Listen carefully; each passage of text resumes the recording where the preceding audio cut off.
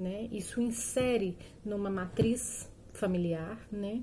E essas leis, que são as leis da justiça, né? Dos nossos modelos de justiça, são leis complexas, né? São leis que podem ser errantes, né? São produzidas por homens, variáveis de acordo com as épocas, né? E com o tempo.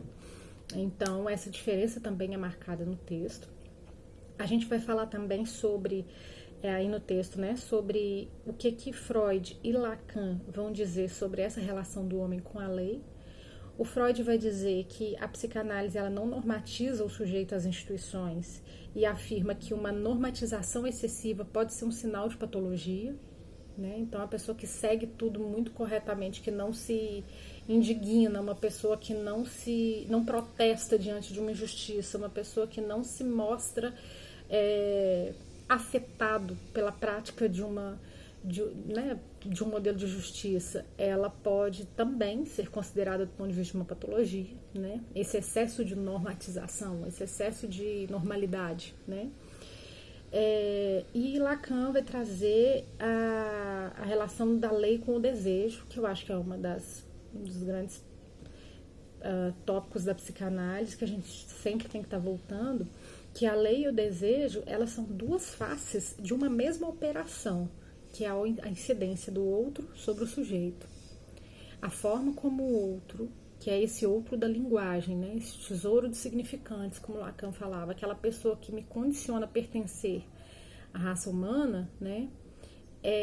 A incidência dessa pessoa sobre mim é tanto lei quanto desejo, né? E esse outro, ele vai criar uma marca no sujeito que é da ordem de uma divisão, de um interdito. Então, não é possível saber tudo, não é possível fazer tudo. Não é possível pensar em tudo e nem falar de tudo. A gente tem uma divisão, a gente tem uma marca, né? Disso resulta que o sujeito sempre estará às voltas com a diferença entre pensar, agir, sentir e falar, né? Por mais que o sujeito às vezes diga entender, né, o efeito de uma lei, mesmo assim ele pode praticar um ato contra a lei, né? Não é somente da ordem do pensamento, não é somente da ordem do conhecimento a relação do homem com a lei, né? Um outro ponto que nós vamos deixar para falar quando estivermos voltado, né, quando estivermos pessoalmente juntos, né, é essa noção de 3 tipos de juiz que os autores trabalham a partir de François Host, né, juiz Hércules, juiz Júpiter e juiz Hermes, né. Por que nós vamos deixar para trabalhar isso pessoalmente? Porque nós vamos ter que voltar na filosofia, a gente vai ter que abordar Derrida, né, e que ele vai fazer uma relação de autoridade com performatividade, né.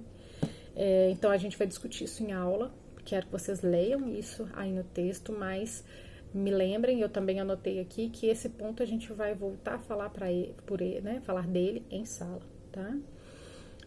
Finalizando, os autores vão falar de um direito a uma utopia, eles vão levantar o caso de um aluno que falou, né, a respeito do quanto que é utópica a ideia da justiça restaurativa, que ela não funcionaria. A justiça retributiva tem vários problemas, mas a justiça restaurativa, né, é inocente pensar que ela funcionaria.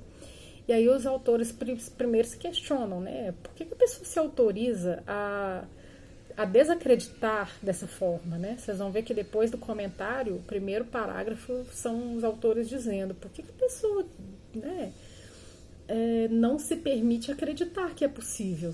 Uma pessoa inserida no universo acadêmico, né, em contato com esse conhecimento, o que leva uma pessoa a desacreditar isso, né?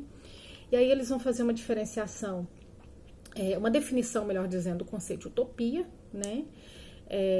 Utopia não é ilusão, utopia é um conceito relacionado a fora do lugar, e eu, né, continuando aí junto com os autores aí, que eles vão dar sequência ao longo desse tópico.